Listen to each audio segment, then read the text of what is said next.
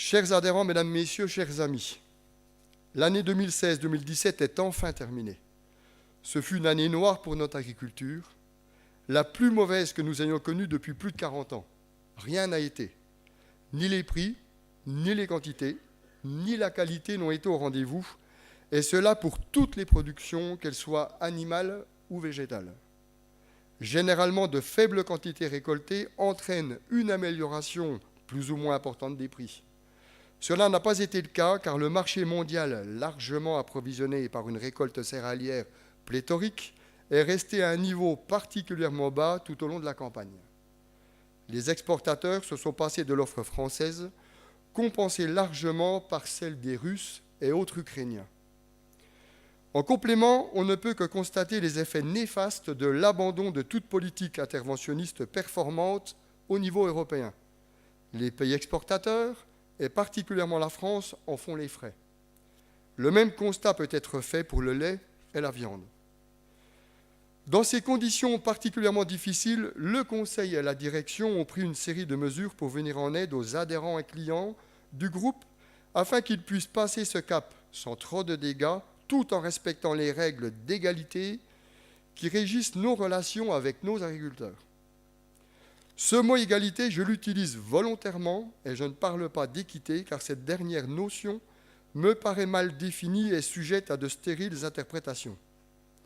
Égalité entre tous, que l'exploitation soit un peu ou beaucoup en difficulté, que chacun soit traité de la même façon sans avoir à supporter les difficultés des autres.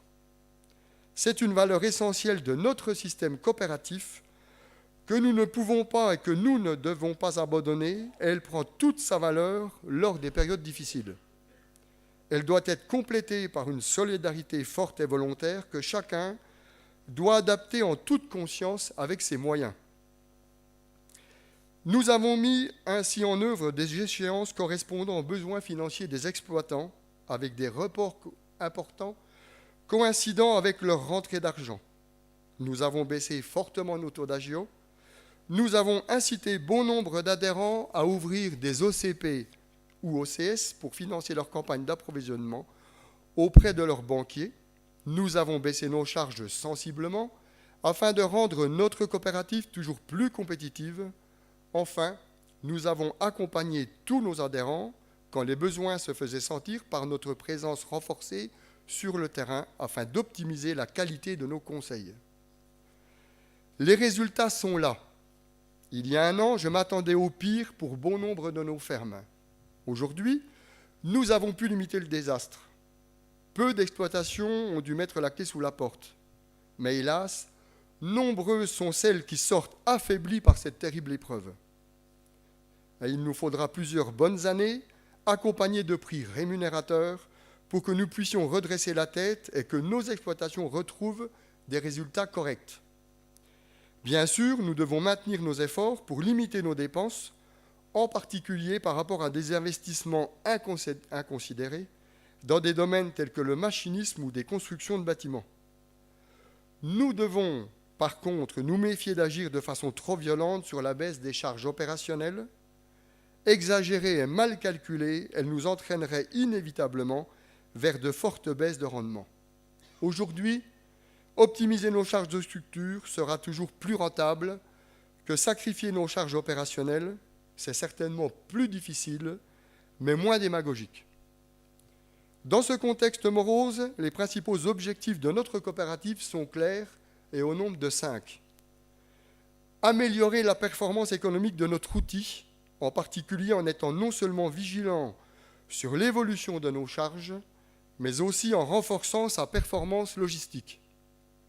C'est ce que nous avons fait en créant le site de Vèvres, démontrant dès la première année tout le niveau de performance de l'investissement avec plus de 100 000 tonnes expédiées de céréales et oléagineux, ce qui nous a permis de largement couvrir les frais de cet investissement malgré l'année difficile. Trouver rapidement un système adéquat d'assurance du revenu de nos agriculteurs. Ce travail doit être réalisé dans les années à venir. Il sera complexe. Son résultat doit être performant, avec des niveaux de franchise revus à la baisse par rapport au système actuel, si possible 10 à 15% maximum.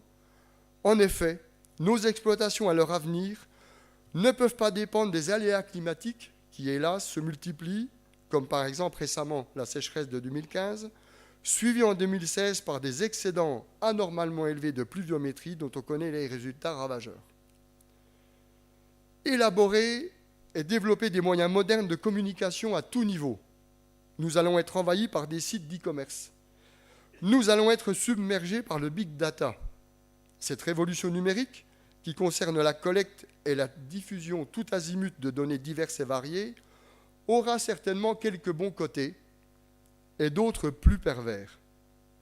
À nous de savoir choisir les bons outils qui nous permettent d'améliorer nos performances techniques et financières.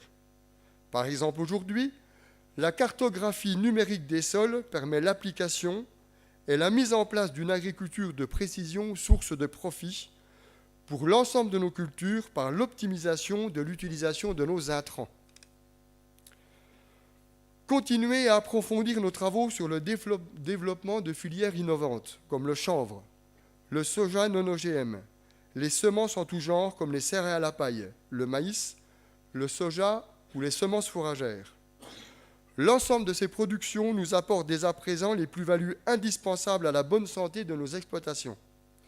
Nous pouvons encore améliorer leur performance économique et augmenter le nombre d'hectares qu'elles couvrent, aujourd'hui plus de 10 000 pour le groupe. Ce choix stratégique a été fait il y a 32 ans par votre conseil d'administration et nous ne pouvons que nous en féliciter. Sachons maintenir ce cap en continuant de promouvoir l'utilisation des semences qui permettent à tous de bénéficier des progrès génétiques, techniquement par la connaissance des variétés et financièrement en les multipliant.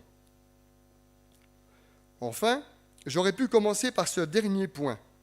Il nous faut former et encadrer les hommes de demain, agriculteurs et salariés.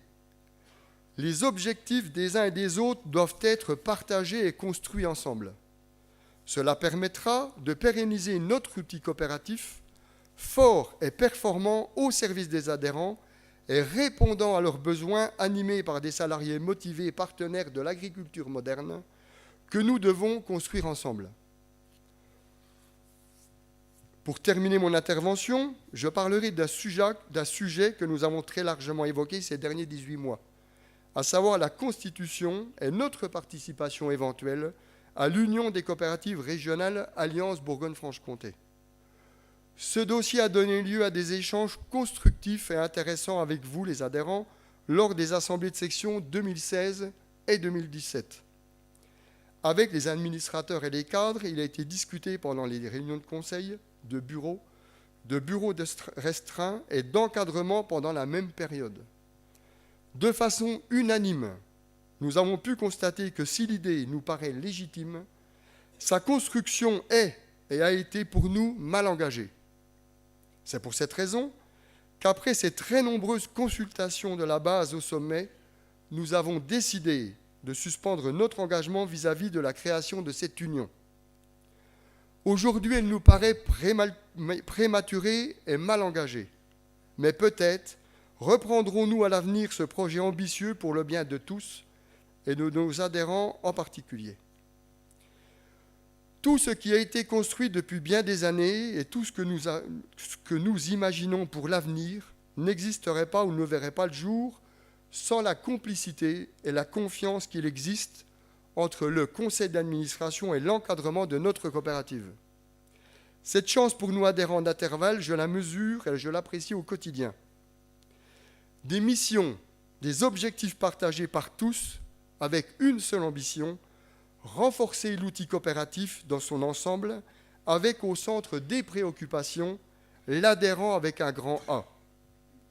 Je remercie, et plus particulièrement dans ces années difficiles, financièrement, politiquement et humainement, l'ensemble des collaborateurs du groupe qui, avec comme chef d'orchestre Philippe Guichard, s'impliquent à chaque instant, fiers d'améliorer notre quotidien. L'unité est notre force. Cette unité, je l'ai retrouvée dans l'ensemble de nos assemblées de section et je tiens à vous en remercier. Mesdames, Messieurs, chers adhérents, chers amis, je vous remercie.